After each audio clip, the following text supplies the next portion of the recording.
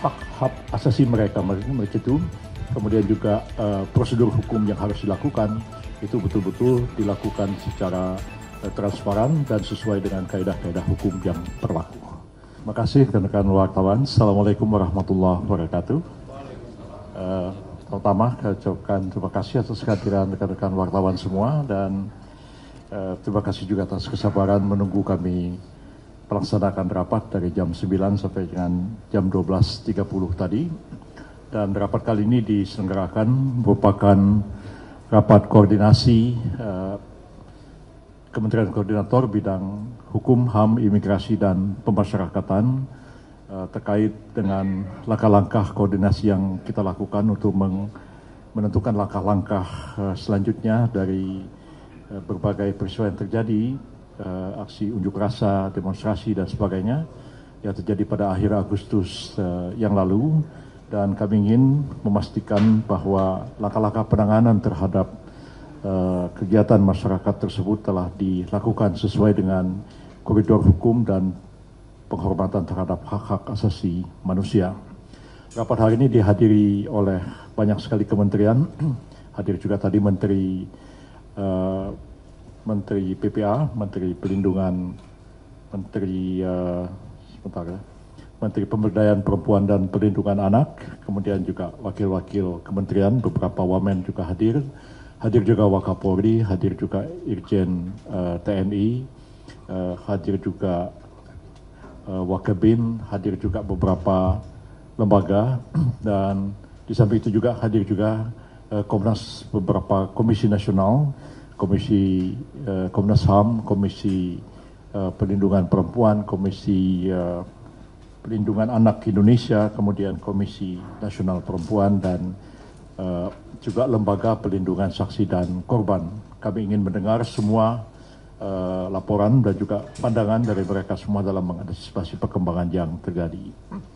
Pada intinya adalah bahwa pemerintah memberikan satu respons yang positif terhadap tuntutan dari rakyat kita untuk melakukan berbagai perbaikan yang selama ini dirasakan satu yang kurang dan didesakan untuk dilakukan satu pembenahan dan perbaikan, walaupun tentu tidak semua itu ditujukan kepada pemerintah karena sebagian juga ditujukan kepada DPR, dan kami berkeyakinan bahwa DPR akan memberikan respons yang positif pula terhadap apa yang menjadi tuntutan dari rakyat kita itu.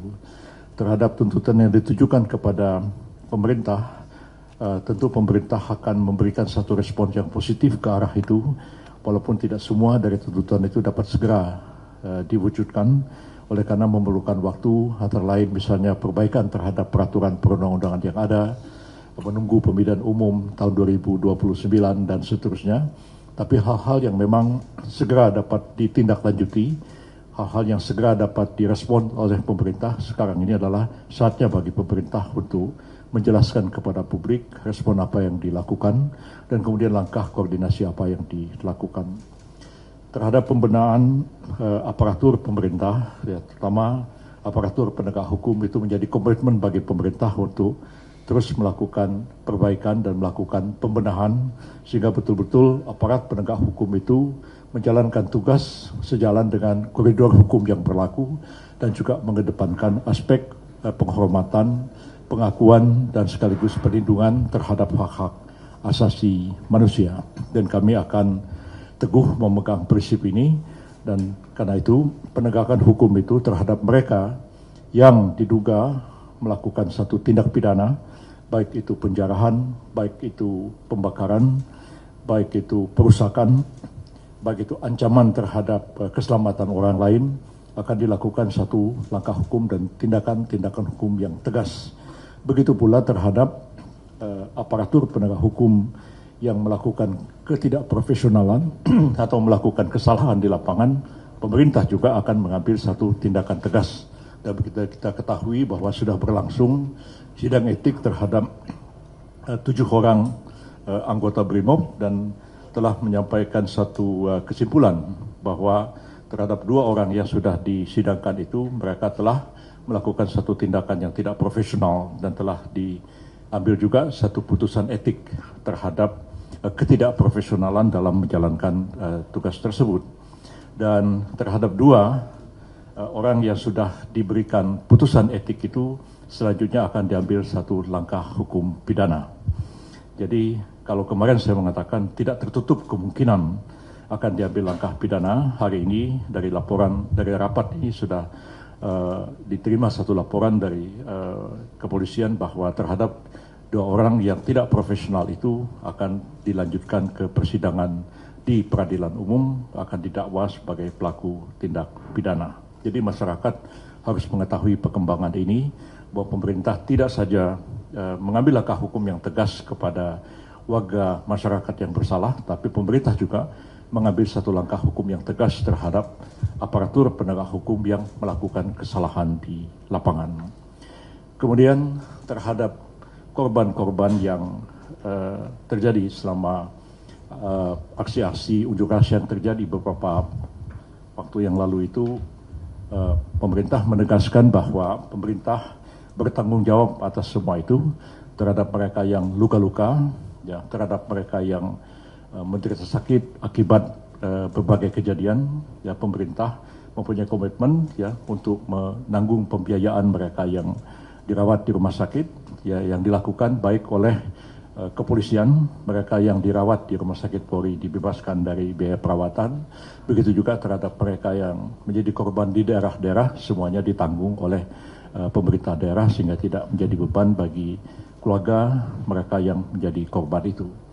Terhadap mereka yang meninggal akibat berbagai ekses dari unjuk rasa kemarin itu, tadi kami juga sudah mendapatkan laporan dari Lembaga Perlindungan Saksi dan Korban bahwa ada langkah-langkah yang sedang di follow up ya untuk menentukan santunan atau juga pemberian perlindungan terhadap mereka yang menjadi korban ini, bukan saja mereka yang meninggal tapi juga terhadap keluarganya, anak-anaknya yang harus juga menjadi beban bagi negara untuk dilindungi, diberikan beasiswa pendidikan dan lain-lain ke masa depan. Dan itu kami akan menunggu juga laporan lebih konkret dari Lembaga Perlindungan Saksi dan Korban, dan selanjutnya pemerintah akan mengkoordinasikan apakah itu nanti akan ditanggung oleh pemerintah daerah atau ditanggung oleh pemerintah pusat, dalam hal ini adalah Kementerian Sosial dan instansi yang lain.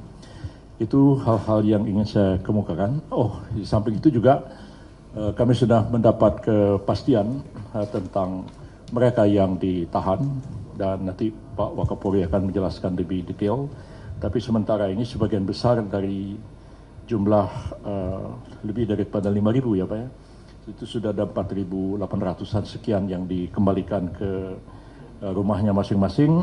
Tapi di antara semua mereka yang kemudian ditangkap dan ditahan itu sudah dihimpun bukti-bukti bahwa 583 orang di seluruh Indonesia itu akan diambil satu langkah hukum yang kemungkinan akan diteruskan ke pengadilan. Begitu juga mereka yang ditahan di Jakarta itu juga akan diambil langkah-langkah hukum yang sudah cukup bukti-buktinya, dan tinggal menunggu waktu kapan kasus-kasus itu akan dilimpahkan ke pengadilan. Kami sebagai Kementerian Koordinator yang menangani bidang hukum dan HAM juga akan memastikan bahwa hak-hak dari mereka yang dilanjutkan perkaranya itu akan dijamin dan dilindungi, ya, dan juga kami akan pastikan apakah mereka didampingi oleh advokat, oleh penasihat hukum atau tidak. Kalau tidak, maka negara berkewajiban untuk menyediakan pendampingan gratis kepada mereka.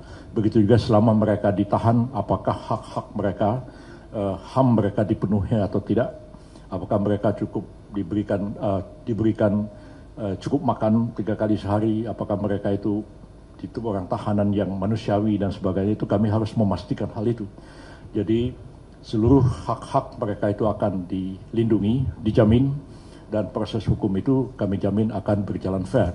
Nah, tadi juga sudah diputuskan dalam rapat bahwa keterbukaan dalam transparansi dalam penyelidikan dan penyidikan terhadap mereka yang ditahan ini tidak hanya terhadap kasus Pedro ya, jadi saja yang sudah terbuka dan masyarakat sudah menyaksikan bahwa sangat transparan. Komnas juga dilibatkan Tapi rapat ini telah memutuskan terhadap semua mereka yang ditahan dan kemudian dilakukan penyidikan, itu akan dilakukan secara transparan sehingga masyarakat akan melihat, menilai bahwa aparat penegak hukum dalam hal ini kepolisian itu bertindak profesional, kemudian bertindak sesuai dengan koridor hukum dan menjamin pelindungan dan pemenuhan hak-hak asasi manusia pada mereka. Kami tidak ingin terjadi kezaliman kepada warga masyarakat, kepada rakyat kita sendiri, tapi kalau rakyat itu diduga melakukan suatu tindak pidana, negara berhak mengambil langkah hukum terhadap mereka. Itu bukan kezaliman, tapi menegakkan hukum, tapi hak-hak mereka, ya, hak-hak asasi mereka itu, kemudian juga prosedur hukum yang harus dilakukan, itu betul-betul dilakukan secara transparan dan sesuai dengan kaedah-kaedah hukum yang berlaku.